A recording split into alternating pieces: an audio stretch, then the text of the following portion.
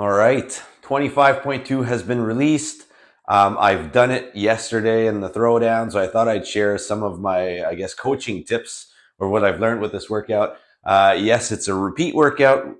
Do love to see those because you can track if you've done it before, see how well you've improved, or if you're like me and haven't been training as much as you should have, you see how much regression you've made. And it's just a kick in the butt to get back on track.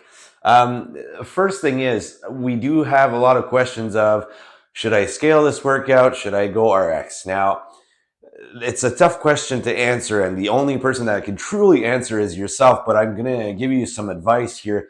The first movement that we have to do in this workout, if we're going RX, is a pull-up. Now we've got 21 of them. If you're on the edge of getting your first pull-up, it might actually be worth going for 12 minutes of trying to get a few pull-ups in.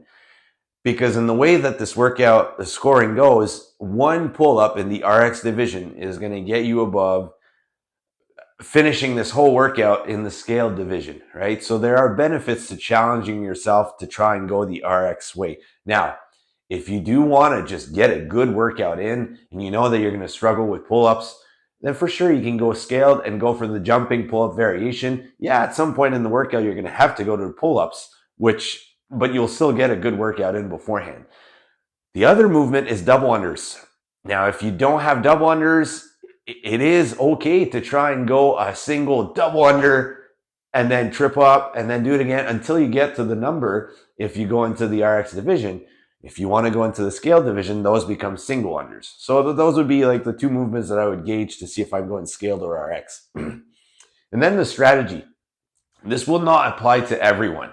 But what I've personally done, I found was a pretty good way to go, was break everything down into 3 sets, but not equal sets. So for on the round of 21, what I did was a set of 8, then 7, then 6. So the reps were always a little lower every single time on the 18, 7, 6, 5, 15, 6, 5, 4.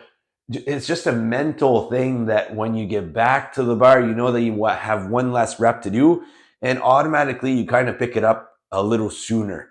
If you're going to go for 3 sets like this, but you're very efficient at pull-ups and thrusters, very short breaks, right? So your breaks are just going to be a little different based on how fit you are. So that was a good strategy, in my opinion, to not burn out right away and have enough left in the tank for the 15. So that's essentially for the workout. Keep in mind that if you're doing the games with us, you get 3 points this week for submitting a testimonial of how the gym changed your life. You can just send it off to our info email.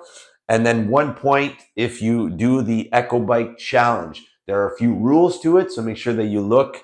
But essentially, it's a 1 minute window. You got to get at least 10 cals. And then make sure that you post your score in the Push Press app. Same thing for your actual workout.